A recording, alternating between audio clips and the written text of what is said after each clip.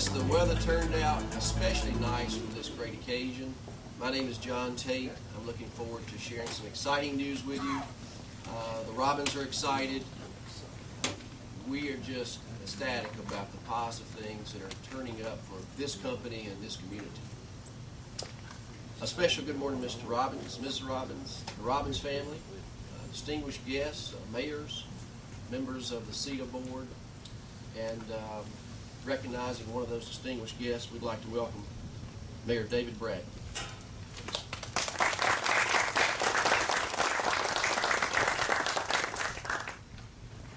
Mr. Robbins, I know you've been waiting for this a long time, and this is a beautiful building, and I just want to congratulate you and your staff on what a fine job that you've been doing for this community and for the entire Shoals area.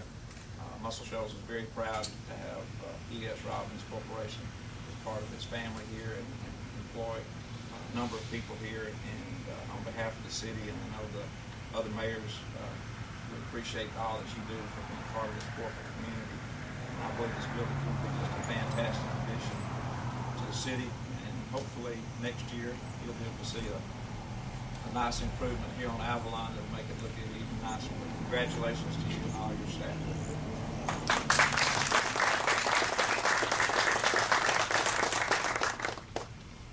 Thank you, Mayor Bragg.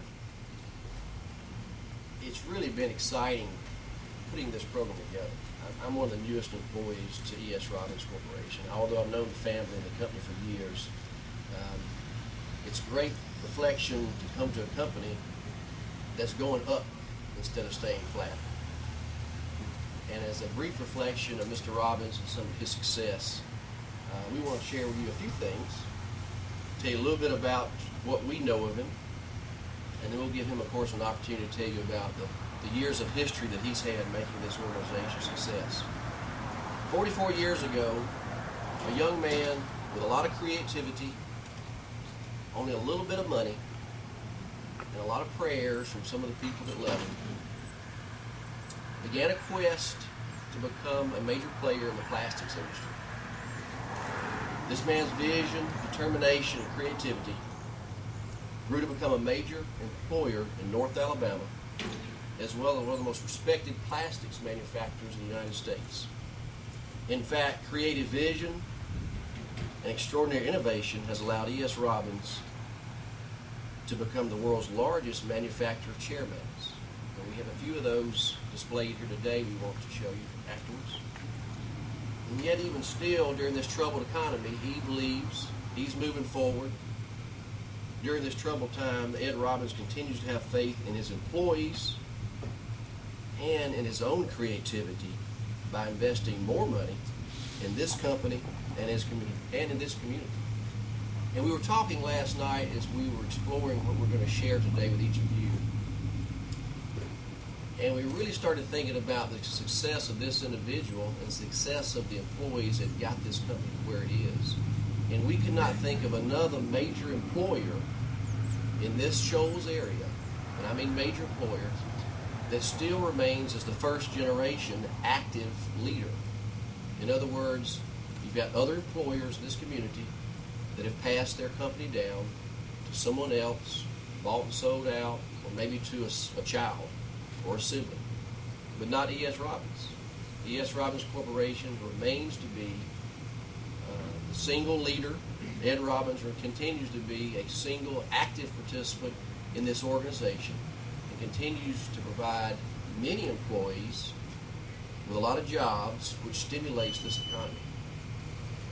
So I want you to meet the engine, and I do mean the engine because he pushes us all the time, and the innovator behind this growing company, Ed Robbins.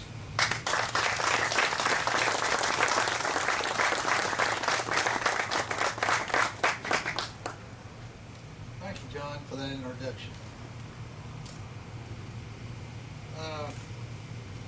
Well, we were fortunate enough not to be rained out today.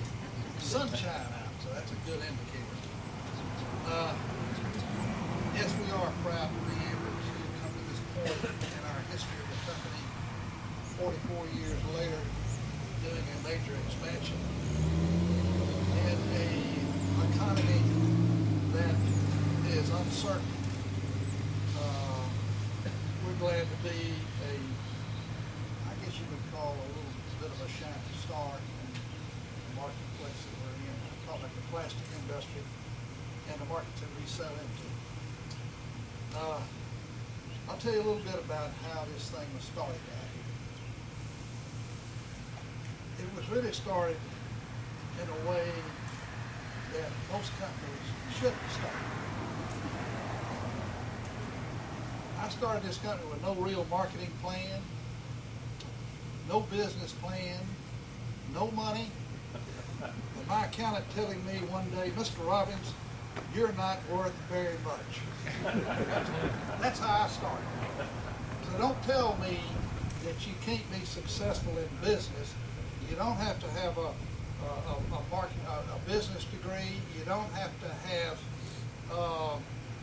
some of the companies that start have a business plan, they have financing, they have all those things that you usually are supposed to do when you start a business. And they fail. The mortality rate in startup companies in this country, don't know about the world, is probably 80% within the first 5 years. Well, that tells you a lot of people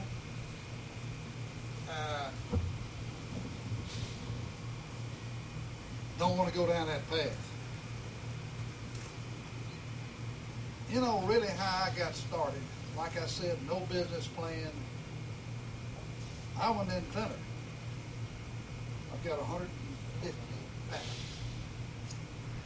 So I think it was my imagination and innovation that really saw me through.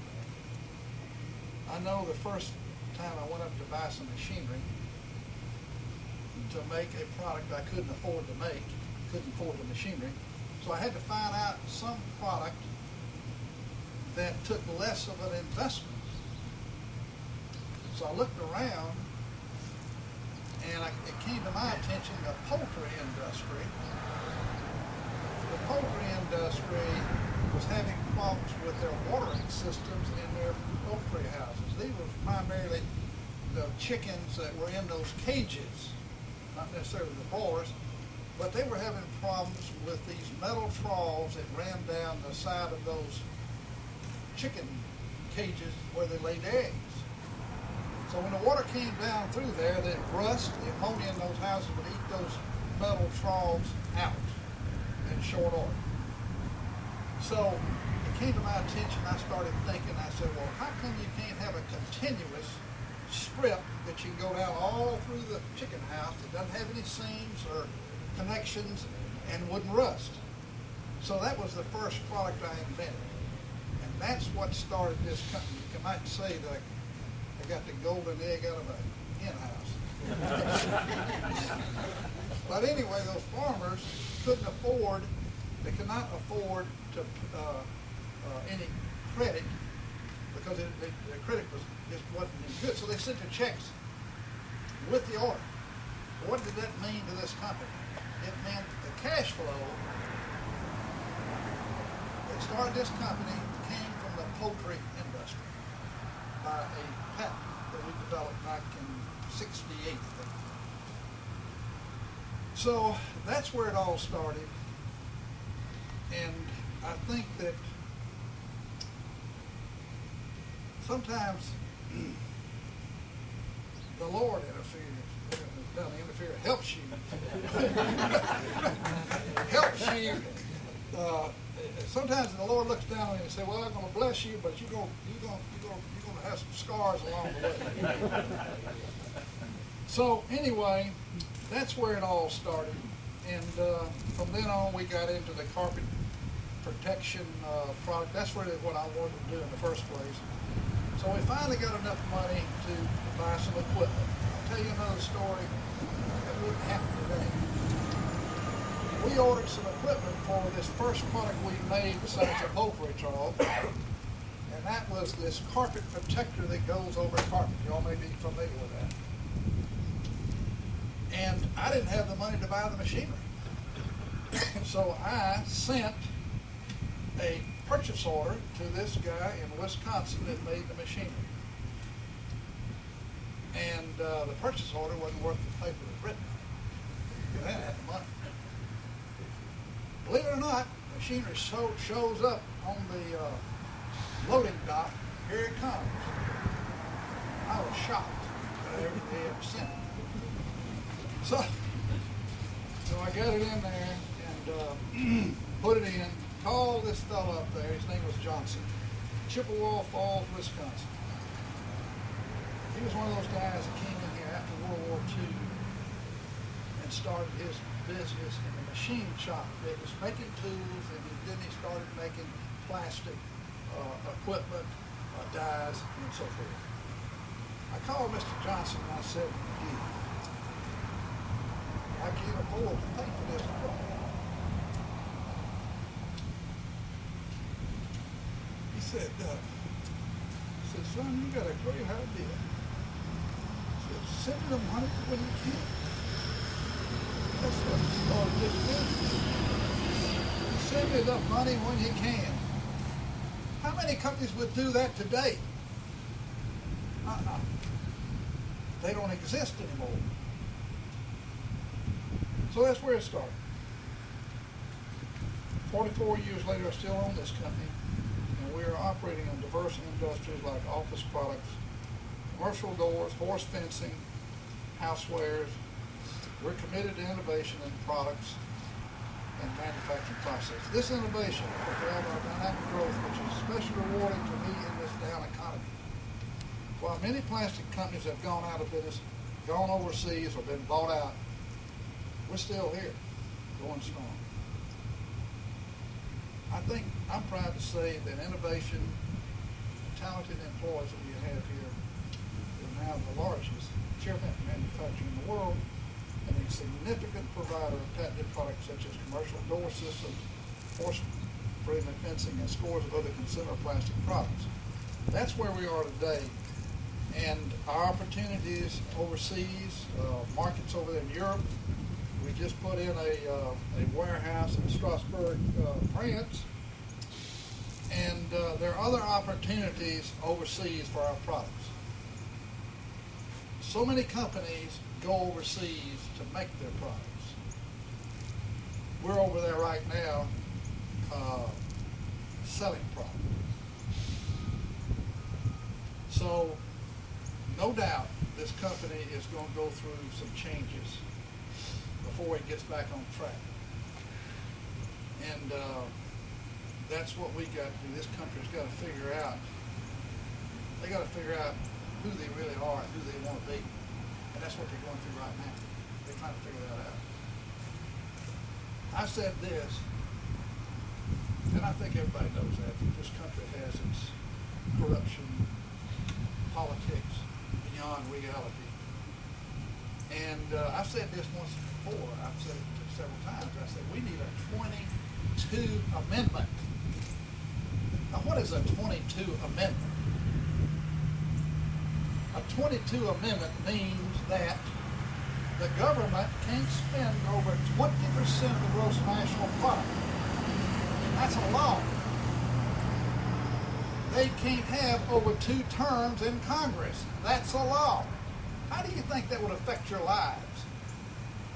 Each and every one of your lives. What do you think would happen? That needs to be in the next book written. If they're corrupt, and you can confine them to 20% of the gross national product, let them be corrupt within the 20%, but leave the 80% alone to the American people.